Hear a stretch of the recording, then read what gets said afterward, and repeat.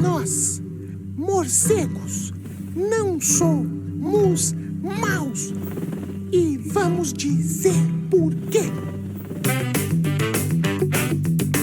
Olá, queridos morcegadores! Bem-vindos ao 36º episódio do Morcegando, um cast para um bate-papo. Eu sou a bióloga Érica Munhoz e hoje a gente vai falar sobre morcegos, esses animais incríveis, mas muito mal julgados pelas pessoas. O Morcegando tem o objetivo de desmistificar os morcegos e cada episódio abordará um tema diferente. Hoje, a gente vai falar um pouco sobre os efeitos da poluição luminosa sobre os morcegos.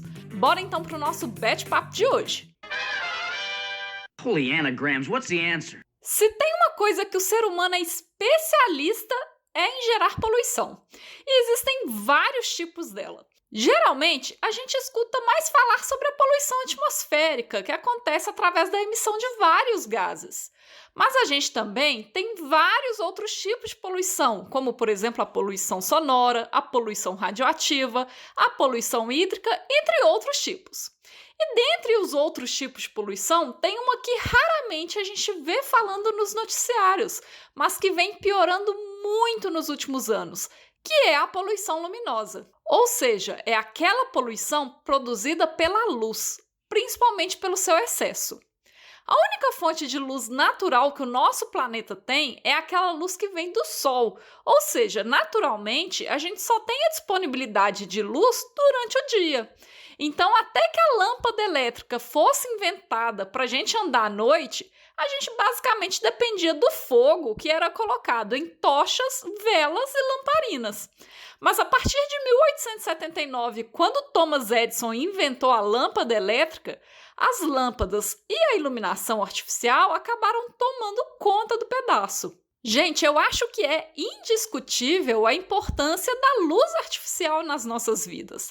Tenta imaginar, por exemplo, hoje a sua vida ou o funcionamento das sociedades sem energia elétrica e sem a iluminação artificial. Parece quase impossível, né? Pois é, acontece que a cada ano que passa, as cidades estão ficando cada vez mais iluminadas. No mundo, em média, a iluminação artificial tem crescido cerca de 6% ao ano, mas em algumas regiões esse valor pode ser muito maior. Além disso, as lâmpadas estão ficando cada vez mais potentes, com brilhos cada vez maiores. Então, por causa desse crescimento que não para e das maiores potências de iluminação, em vários lugares a gente já tem vários problemas de poluição luminosa por causa do excesso de luz. A iluminação artificial pode ter vários efeitos negativos sobre o ambiente e os animais, incluindo a gente mesmo. A iluminação artificial, por exemplo, pode afetar o crescimento e a reprodução das plantas, pode deixar os animais mais estressados e vulneráveis a predadores, pode interferir nos ciclos de sono e afetar a saúde física e mental de pessoas e animais, pode afetar a comunicação e a reprodução de vários bichos, pode alterar padrões de migração e hibernação, causar desorientação de alguns animais, entre vários outros efeitos.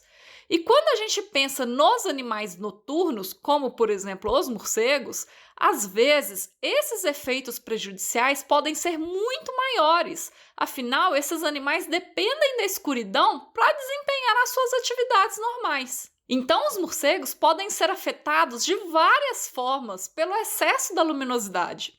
Um exemplo prático que a gente pode ver no nosso dia a dia é o incômodo que a luz pode causar aos morcegos. Por exemplo, quando a gente quer evitar ou espantar morcegos na nossa casa, o que a gente faz? Não é deixar as luzes acesas durante a noite? Então, se a luz não incomodasse os animais, eles iam continuar lá no mesmo lugar, eles não iam sair. Um outro exemplo prático é a limitação de espécies de morcegos que ocorrem nas áreas urbanas. A gente vai encontrar basicamente aquelas espécies que apresentam hábitos mais generalistas e que são mais adaptáveis às alterações ambientais, como, por exemplo, o excesso de iluminação nas áreas urbanas. Porém, as espécies que são mais sensíveis à luminosidade dificilmente vão ser encontradas em áreas urbanas, por exemplo. Uma outra coisa que o excesso de luz também pode interferir é no tempo de saída dos animais do abrigo. E por quê? Porque os morcegos, assim como praticamente todos os outros animais, incluindo a gente, apresentam processos fisiológicos de acordo com os períodos de claro e escuro. Então, se em um local está com excesso de iluminação, os bichos podem não sair dos abrigos ou podem sair em horários menos adequados para a alimentação deles, por exemplo. Inclusive, tem um estudo muito interessante sobre isso na Inglaterra. Nesse estudo, os pesquisadores avaliaram o comportamento de um morcego insetívoro que ocorre lá e que geralmente sai do abrigo ao entardecer para poder se alimentar. E eles saem do abrigo justamente no entardecer porque é nesse horário que existe uma maior disponibilidade de insetos para os morcegos comerem. Então, ia ter um festival de música lá na Inglaterra e os pesquisadores da área avaliaram o comportamento desse morcego. E eles viram que por causa do excesso de luz e do som que estava vindo lá do festival de música, os morcegos saíram do abrigo muito mais tarde do que o normal e, consequentemente, não conseguiram obter alimento de forma adequada. E isso, a médio e longo prazo, pode ser um baita problema nutricional e para a saúde dos bichos. Um outro exemplo sobre saída de abrigos é para morcegos que fazem hibernação. Se o abrigo estiver sofrendo influência de iluminação artificial, os animais podem acordar muito antes da hora. Daí eles não vão encontrar comida suficiente nem um clima adequado e possivelmente vão acabar morrendo. Outro exemplo de problema da poluição luminosa para os morcegos é o abandono dos abrigos. Tem alguns locais que podem abrigar centenas ou milhares de morcegos. Então, como exemplo, vamos pensar em uma caverna desse tipo, que abriga vários morcegos. Daí ocorre um processo de iluminação dessa caverna ou ocorre uma intensificação da luminosidade ao redor dessa caverna. Os morcegos muito provavelmente vão abandonar essa caverna, mesmo que esse excesso de iluminação esteja fora da caverna. Porque na hora que o morcego voar em direção à caverna para poder entrar e tiver que passar pelo local muito iluminado, ele vai evitar. Então imagina, por exemplo, um abrigo de maternidade, como a gente já conversou em alguns episódios anteriores. Nesse tipo de abrigo maternidade, as mamães morcegas deixam lá os seus filhotes no abrigo para poder ir se alimentar. E na hora de voltar, se tiver muito iluminado, elas podem não voltar para o abrigo e os filhotes vão acabar morrendo. E isso, gente, sem contar que ao não retornar para o abrigo, esses animais eles ficam muito mais expostos a predadores. Além disso, os morcegos também podem voar mais baixo para evitar a iluminação. Então imagina, por exemplo, as lâmpadas dos postes.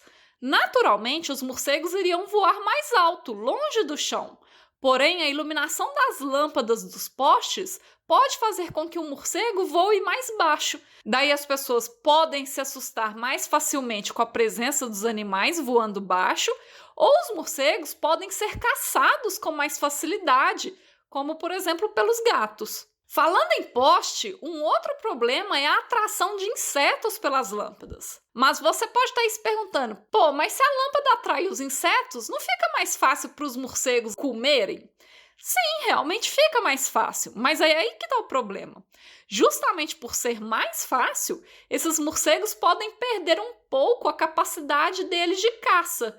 E além disso, a dieta dos animais pode não ser tão variada assim do ponto de vista nutricional. E por quê? Porque nem todo tipo de inseto é atraído por qualquer tipo de luz.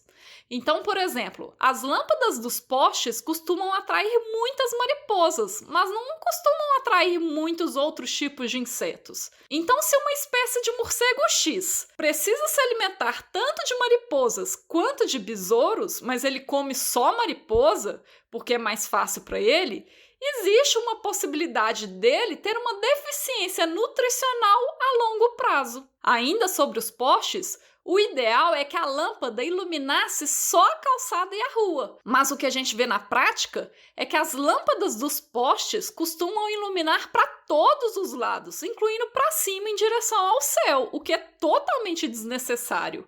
E como a gente tem várias espécies de morcegos que voam mais alto, como por exemplo alguns morcegos insetívoros, essas espécies também podem sofrer impactos dessa iluminação desnecessária. Então, gente, como vocês viram através desses exemplos, a poluição luminosa é sim um problema grande para os morcegos. E olha que eu só falei alguns problemas que podem ocorrer, existem muitos outros.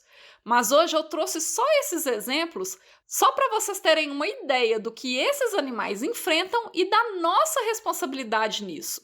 Mas existem algumas estratégias que você pode adotar na sua casa para ajudar a diminuir a poluição luminosa.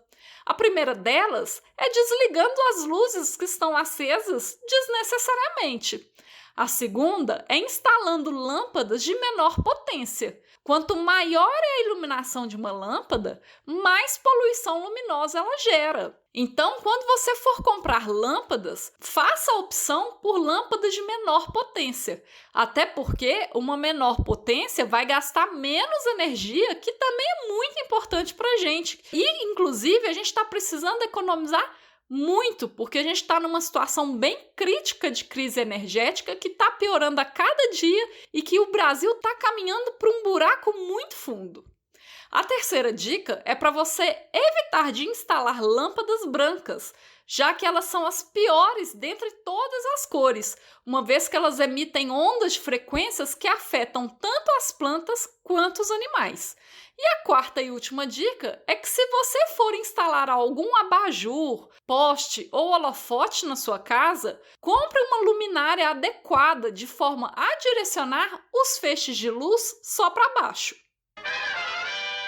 Hoje o Morcegando vai ficando por aqui. Se você tiver alguma dúvida, comentário ou sugestão, envie um e-mail para morcegandocast@gmail.com. Siga também as nossas redes sociais através do @morcegandocast para outros conteúdos exclusivos dessas plataformas e nos ajude a espalhar a palavra dos morcegos por aí.